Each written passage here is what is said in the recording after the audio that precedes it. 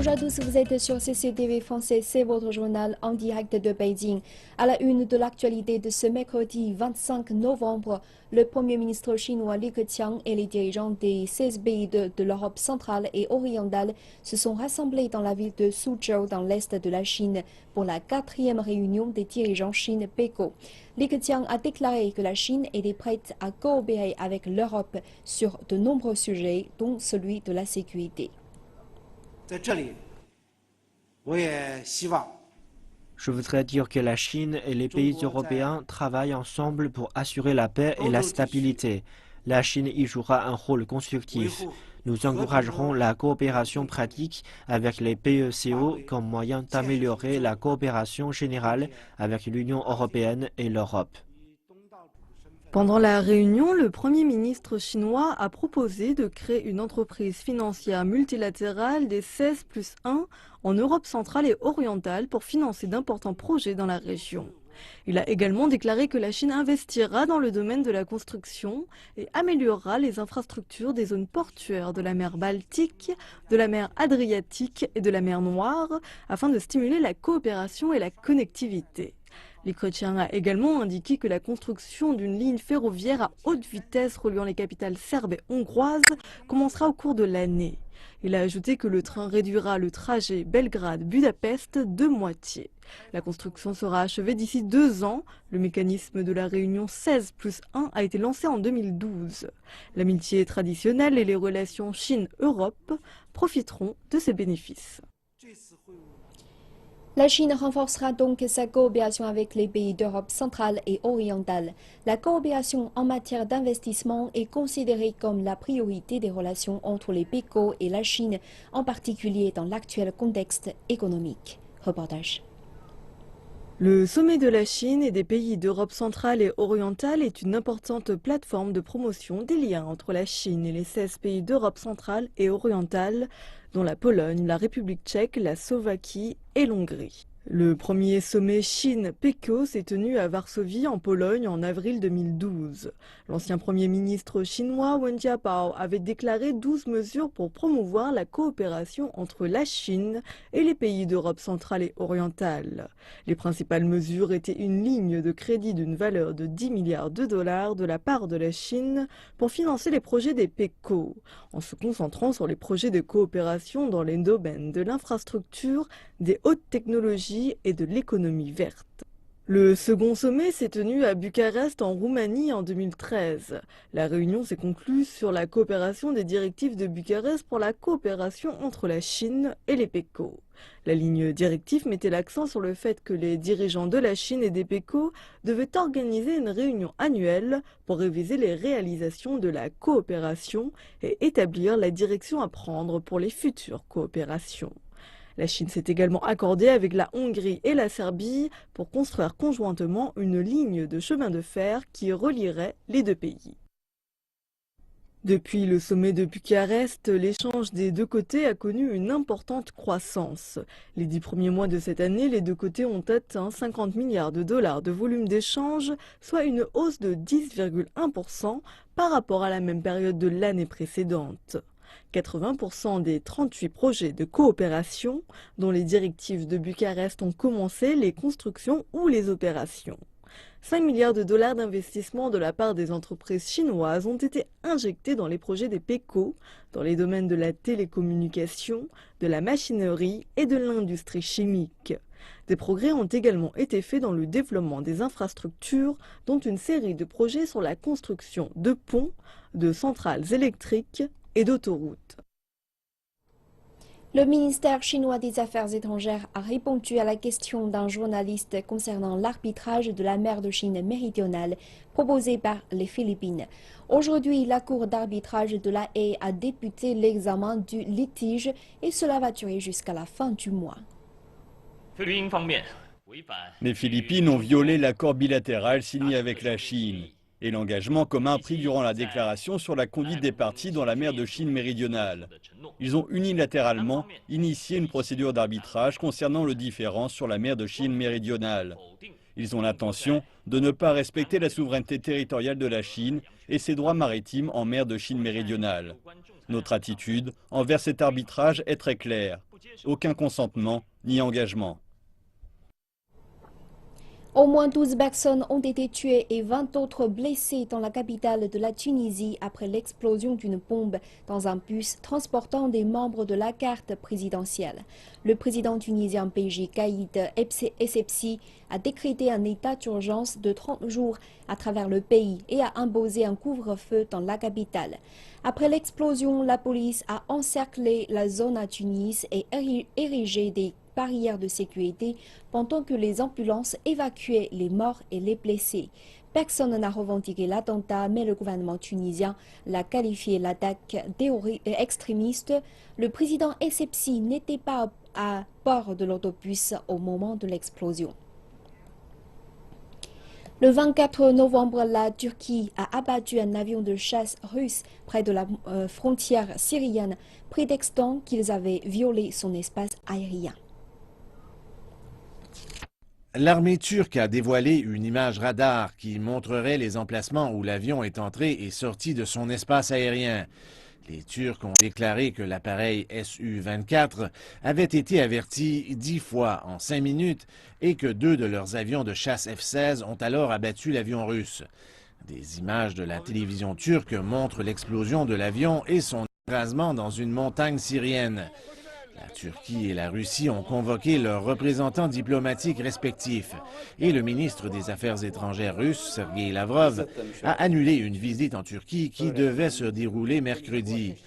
Le premier ministre turc, Ahmet Davutoglu, a défendu le geste disant que c'était une mesure nécessaire et tout à fait légale en raison du non-respect des frontières.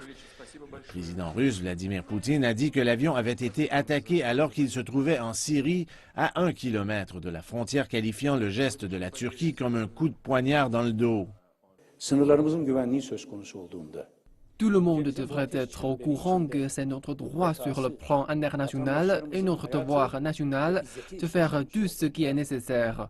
Prendre toutes les mesures contre quiconque viole notre espace aérien ou nos frontières. Malgré le fait que nous avons émis plusieurs avertissements, nous avons souligné nos règles d'engagement pendant le dernier sommet de sécurité que nous avons tenu dimanche dernier. Pour nous, la perte d'aujourd'hui a été comme un coup de poignard dans le dos par les complices des terroristes. Je ne peux pas décrire la situation d'une autre façon. Notre avion a été abattu sur le territoire syrien par un missile RR d'un avion de chasse turc F-16.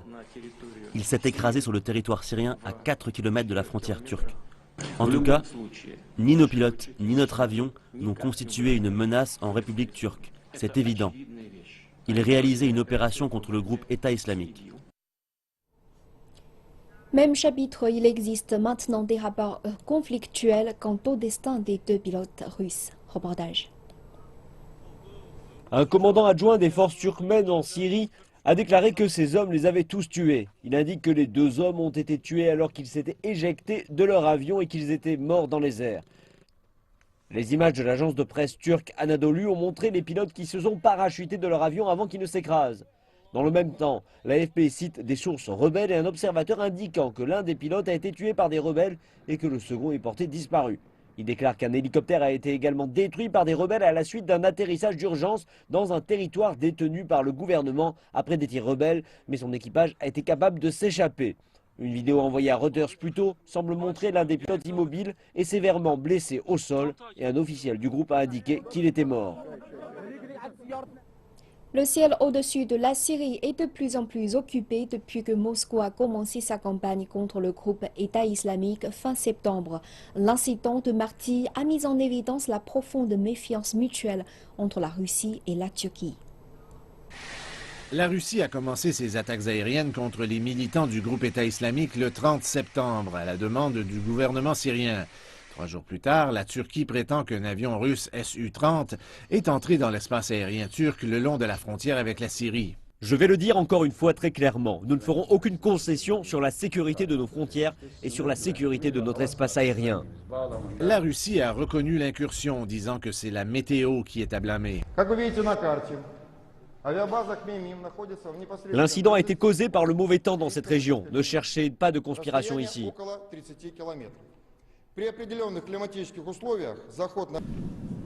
Le lendemain, l'OTAN a dit qu'un avion de chasse russe MiG-29 avait harcelé 2 F-16 turcs en leur fermant son radar alors qu'il effectuait une patrouille près de la frontière. La Russie a démenti les allégations. Et le 16 octobre, la Turquie a abattu un drone non identifié qui a pénétré dans son espace aérien près de la frontière syrienne. Un responsable américain a dit que l'appareil était russe, mais Moscou a encore une fois nié. La campagne aérienne de la Russie en Syrie a tendu ses relations avec la Turquie. Les deux pays ont longtemps été en désaccord sur le conflit syrien. Ankara favorisait le renversement du gouvernement syrien et la Russie, pour sa part, est restée un allié. Ankara avait convoqué l'ambassadeur de la Russie 2 fois au sujet de présumées violations de son espace aérien et une autre fois la semaine dernière après que des avions de guerre russes ont effectué des bombardements en territoire syrien très proche de la frontière turque. La Turquie a aussi exigé que la Russie ne fournisse pas d'armes et de soutien aux forces kurdes syriennes qui combattent le groupe État islamique. Il y a eu des confrontations semblables entre la Turquie et la Syrie. En mars 2014, les forces armées de la Turquie ont abattu un avion syrien après que celui-ci avait pénétré dans l'espace aérien turc. La Syrie a expliqué qu'il s'agissait d'une attaque contre les forces rebelles sur le territoire syrien et a accusé la Turquie de commettre une agression flagrante. Le président français François Hollande s'est rendu à la Maison-Blanche pour s'entretenir avec le président américain Barack Obama. Les deux dirigeants ont discuté de la manière de combattre la menace que constitue l'organisation État islamique suite aux attentats de Paris. Le voyage de M. Hollande à Washington est une étape dans une semaine diplomatique très chargée destinée à rallier un soutien international pour combattre l'organisation État islamique. Le président Hollande rencontrera mercredi la chancelière allemande Angela Merkel à Paris. Jeudi, il rencontrera le président russe Vladimir Poutine à Moscou avant de recevoir dimanche le président chinois Xi Jinping à Paris. L'état d'alerte maximale décrété à Bruxelles le 21 novembre dernier n'a toujours pas été levé. La cavale toujours en cours d'un membre présumé du commando terroriste de Paris semble être la raison principale de la prolongation de cet état d'urgence. Malgré ce contexte tendu, les Bruxellois veulent toujours continuer à vivre normalement. Le gouvernement a décidé de maintenir le niveau d'alerte à son niveau maximal, ce qui signifie qu'une attaque imminente est envisagée. Cette décision est probablement due au fait que l'homme suspecté d'être le 8e membre de la cellule terroriste qui a perpétré les attaques de Paris, Salah Abdeslam, court toujours. Le propre frère de Salah pense qu'il s'est rendu à Paris, puis qu'il a changé d'avis et qu'il a fait marche arrière. Je ne crois pas qu'il se passera quelque chose, ni aujourd'hui ni demain. Il y a un bon esprit ici, les Bassans essaient de montrer qu'ils n'ont pas peur. Pendant ce temps, la police française a trouvé une ceinture d'explosifs abandonnée et un téléphone portable. Ces éléments vont apporter des indices déterminants qui permettront de trouver l'origine des explosifs et de remonter la liste des appels téléphoniques. Ici à Bruxelles, les gens sont sur le chemin du travail. Et le simple fait d'aller au travail constitue ici un acte de résistance. Merci de nous retrouver pour la seconde partie de cette édition. Nous enchaînons avec de l'actualité en Chine. Everbright Bank, la banque basée à Beijing, et Alipay du groupe Alibaba ont mis fin à leur collaboration. La raison, leur échec de mettre en ligne un produit financier commun appelé Dingzhunbao. On se demande alors si cette séparation constitue un tournant qui annonce que les banques de détail et les plateformes de paiement commencent à se tourner le dos. Tout récemment, Cathy Mao a reçu un SMS de la Everbright Bank de Chine qui lui annonçait que Dingzhunbao ne serait plus associé à Alipay et que la banque continuerait de servir les investisseurs depuis sa plateforme bancaire en ligne Sunshine Banking. Le Dingzhunbao de la banque Everbright a été lancé avec Alipay avant que ce dernier ne connaisse un succès fou avec son propre produit d'investissement appelé Yuebao. Au début, le produit financier commun rapportait aux investisseurs des taux d'intérêt plus élevés que Yuebao Et c'est pour cette raison que Cathy y a investi 5 000 yuan. Il faudrait qu'il y ait plus d'informations sur ce que les investisseurs sont supposés à faire après ce qui s'est passé. Le SMS n'a pas fourni suffisamment d'informations, et tout particulièrement pour ceux qui ont investi plus que moi. Dans une réponse écrite à ICS, la banque Everbright a affirmé que les investisseurs ne perdront ni intérêt ni principal sur leur investissement s'ils acceptent de le laisser sur la plateforme de la banque. Le communiqué dit que la décision de fermer Dingxunbao a été prise d'un commun accord entre la banque et Alipay. Alipay, de son côté, ne dit rien. Toutefois, certains analystes disent que la véritable raison de l'abandon de Dingxunbao serait la bien plus grande popularité de Yuebao. Dans les 6 mois qui ont suivi son lancement, Yuebao a rassemblé 49 millions d'utilisateurs et plus de 250 milliards de yuan. Selon les calculs les plus récents, le nombre d'utilisateurs est monté jusqu'à 226 millions, ce qui représente plus de 3 fois le nombre d'investisseurs présents sur les marchés financiers de Shanghai et de Shenzhen réunis.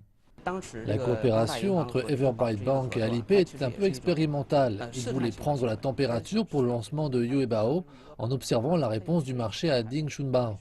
Les utilisateurs d'Alipay considéraient que Dingxunbao et Yuebao étaient la seule et même chose. Cependant, après le succès de Yuebao qui connaît un retour sur investissement plus élevé et une meilleure liquidité, Dingxunbao est finalement devenu une expérience ratée. D'après les experts de la finance sur Internet, comme l'est M. Yu, Alipay a subventionné Dingxunbao lors de la phase initiale pour attirer les clients par des taux d'intérêt comparativement plus élevés que dans les comptes de dépôt traditionnels. Lors de son lancement, c'était un produit innovant car les taux de dépôt étaient régulés en Chine et les banques ne pouvaient donc pas rivaliser en offrant des taux d'intérêt plus élevés. Ce que les banques ne peuvent pas faire, les entreprises financières innovantes de l'Internet comme Alibaba pouvaient le faire. Et les entreprises de l'Internet avaient l'avantage d'avoir un lien direct avec des millions de clients potentiels. Les banques ont peut-être décidé qu'il était plus sûr de rester sur leur marché traditionnel. Beijing a accueilli la conférence mondiale sur la robotique. Le président chinois Xi Jinping a envoyé une lettre de félicitations aux organisateurs de l'événement, indiquant que la Chine avait la volonté de coopérer avec d'autres nations en vue de promouvoir la robotique et le développement. Des scientifiques du monde entier se rencontrent pour discuter de l'avenir des robots et offrent un festin de performance de ces meilleurs robots du monde.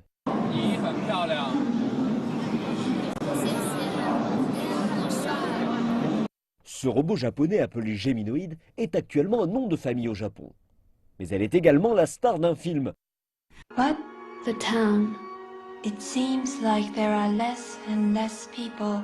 Son visage en silice est capable de présenter 65 expressions différentes et elle peut même chanter. Et qu'en serait-il d'un entraîneur professionnel qui ne serait jamais fatigué de jouer au badminton? Il s'agit là d'un produit de l'Université des sciences et technologies de Hong Kong. Notre robot utilise l'imagerie 3D capturée par ses 2 yeux afin d'identifier le volant. Il peut effectuer plus d'une dizaine de coups différents. Et regardons un peu ce robot champion tout droit venu de Corée du Sud, un authentique vainqueur. Sous contrôle à distance, il peut conduire ou utiliser une perceuse en se fiant à son propre jugement de l'environnement. Et jeter un coup d'œil aux mains complexes de ce robot conçu par l'Institut de technologie de Harbin. Ils ont passé 20 années sur ce projet. Le robot peut effectuer 90% des mouvements d'une main humaine par le biais d'un gant qui capture les mouvements des mains humaines. Cette main est hautement intégrée. Par exemple, les moteurs et autres réducteurs de vitesse sont tous intégrés dans les doigts, ce qui rend la main très petite. C'est la première fois que la Chine organise une telle conférence et l'organisateur déclare que cela présente plusieurs avantages. La Chine est devenue le premier marché des robots depuis 2 années d'affilée maintenant et il y a un large espace en vue d'un développement à l'avenir. Cette conférence offre aux innovateurs chinois une plateforme d'apprentissage et à nos entreprises une plateforme de coopération. Elle encourage également l'esprit d'innovation chez nos jeunes. Le Premier ministre chinois Li Keqiang a déclaré que la conférence était importante en vue de promouvoir la technologie robotique, alors que la Chine encourage le développement par l'innovation et l'entrepreneuriat en vue de faire évoluer le pays d'usine du monde à locomotive technologique. De nombreuses pièces d'or et de pierres de jade suggèrent que le cimetière Haihunhou dans la province du Jiangxi contenait la dernière demeure d'un petit-fils d'empereur. Comme le montrent les évidences, les archéologues sont remontés à plus de 2000 ans d'histoire de la Chine à l'époque de la dynastie des Han. Pendant des années, les archéologistes ont pensé que la principale tombe appartenait à Liu He, empereur de Chine, pendant 27 jours. Il avait le surnom de Haihunhou, marquis de Haihun. Il était le petit-fils de l'empereur Wu, le plus connu des empereurs de la dynastie des Han, il y a près de 2200 ans. Le cercueil est décomposé depuis bien longtemps, mais les bordereaux en bambou, les tablettes en bois, les pierres de jade et les épées retrouvées suggèrent qu'il s'agissait de la tombe de Liu He.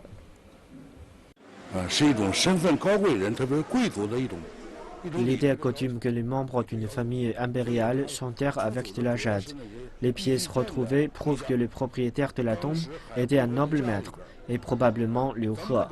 Je ne dirais pas qu'il avait un atelier de jade, mais il y avait au moins un artisan de jade dans la maison. Des archives historiques montrent que Liu He avait 16 femmes et 22 enfants, ce qui explique une telle quantité de jade.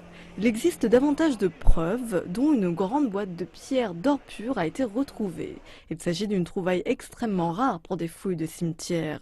Cela montre également la richesse de la famille. C'est l'empereur Wu qui a décidé de produire de grandes pièces d'or pour l'usage de la monnaie. Nous pensons que Liu He a hérité l'or de son père, le seigneur Chang Yi. Il était le petit-fils de l'empereur Wu. Il s'agit d'un bien familial. Les érudits pensent que le nom de la capitale de la province, Nanchang, dérive du nom du père de Liu He. Jusqu'à présent, près de 20 000 reliques ont été retrouvées dans le cimetière Huahunhou, qui curieusement ont échappé aux yeux des pilleurs de tombes au cours des siècles derniers. Près de 2 millions de pièces ont été retrouvées dans le cimetière, prouvant que la politique et l'unité monétaire de Chine existaient déjà au début de la dynastie des Han, soit près de 1000 ans avant la date confirmée par les historiens.